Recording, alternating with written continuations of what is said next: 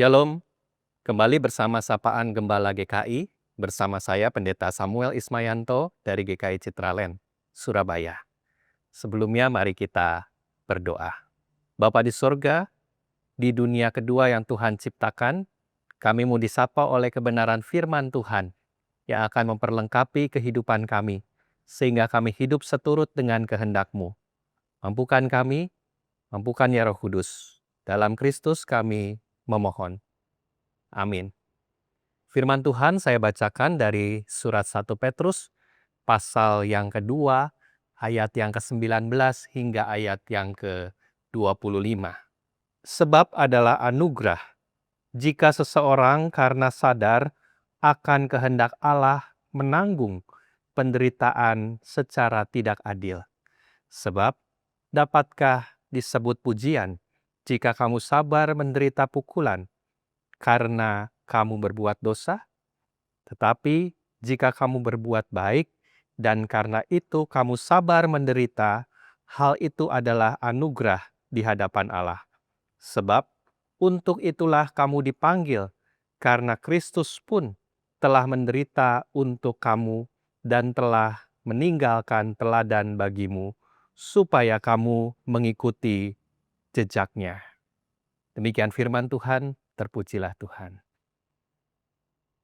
Umat yang terkasih, kedewasaan iman seseorang itu tidak diukur dari seberapa lama kita menjadi Kristen, atau berapa banyak ayat yang kita hafal, atau seberapa sering kita hadir di gereja. Kedewasaan iman seseorang itu tidak diukur dari seberapa aktif kita melayani, atau tergantung apa jabatan kita di gereja. Bukan berarti semuanya tidak penting, tetapi semuanya tidak menjamin kedewasaan iman seseorang. Namun, kedewasaan iman seseorang terlihat dari bagaimana merespon situasi yang ada di hadapan kita. Ada orang yang merespon situasi secara reaktif, ada orang yang merespon situasi secara reflektif. Orang yang reaktif adalah orang yang cenderung bertindak dulu baru berpikir. Orang yang reaktif sangat mudah terpancing situasi, dikendalikan oleh keadaan, dan sulit untuk mengendalikan diri. Maka orang ini cenderung mengatur, ingin orang lain mengikuti kemauannya, jadi sulit mendengarkan pendapat orang lain. Imannya sangat bergantung pada suasana hati, berubah-ubah. Sebaliknya, orang yang reflektif hampir selalu berpikir dulu, baru bertindak.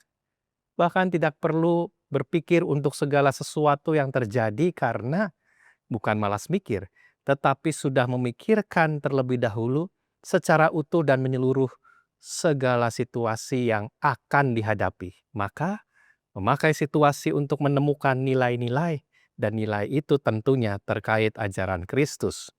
Fokusnya bukan lagi kenyamanan pribadi, tapi bagaimana kebenaran itu dihidupi dan dibagikan kepada orang lain, bahkan dirayakan bersama.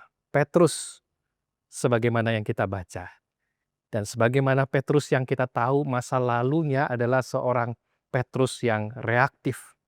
Dia pernah menolak kakinya dibasuh Tuhan Yesus dengan mengatakan, sekali-kali engkau tidak akan membasuh kakiku. Tapi Petrus nggak konsisten.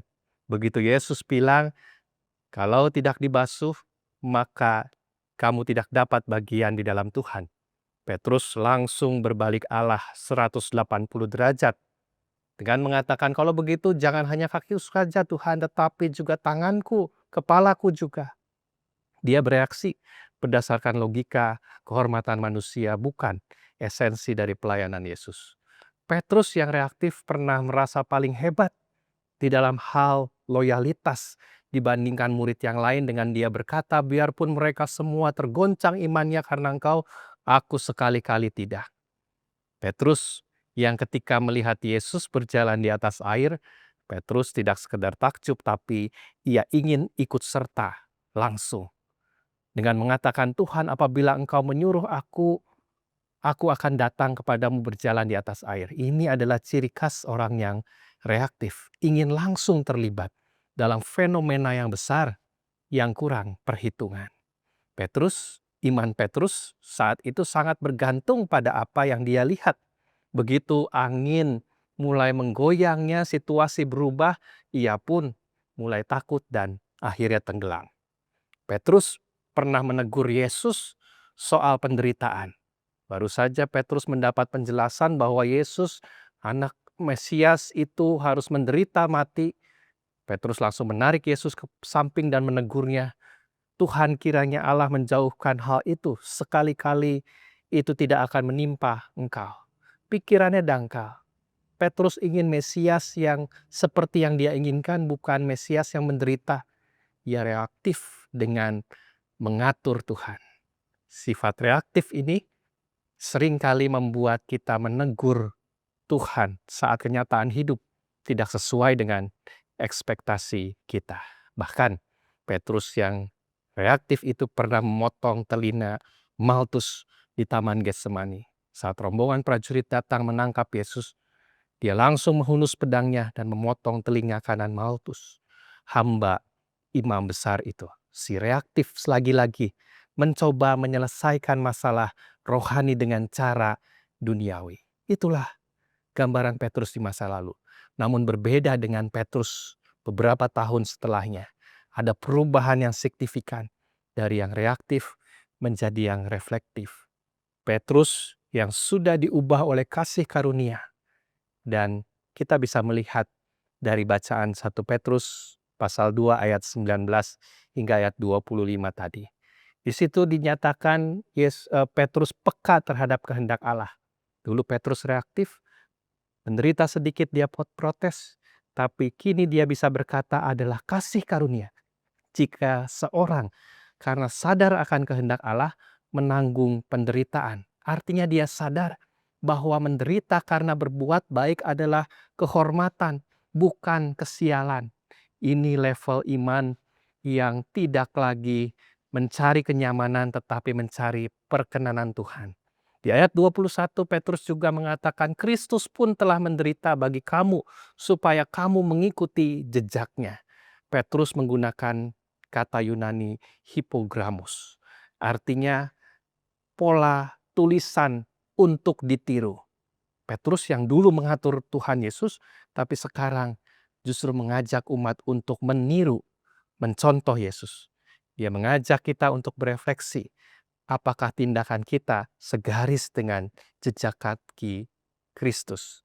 Dan di ayat 22 dan 23 Petrus yang pernah memotong telinga Maltus itu, sekarang Petrus menggambarkan Yesus dengan mengatakan, ketika ia dicaci maki, ia tidak membalas. Ketika ia menderita, ia tidak mengancam. Inilah bukti kedewasaan iman, perubahan Petrus yang sangat-sangat signifikan dari orang yang reaktif menjadi orang yang reflektif. Mari kita belajar menjadi orang-orang beriman yang reflektif. Mari kita berdoa. Kami mengucap syukur akan firman Tuhan yang sudah kami dengar. Kiranya kami dimampukan untuk menjadi pelaku-pelaku firman Tuhan yang setia, menjadi orang-orang beriman yang reflektif. Dalam nama Tuhan kami Yesus Kristus kami berdoa. Amin.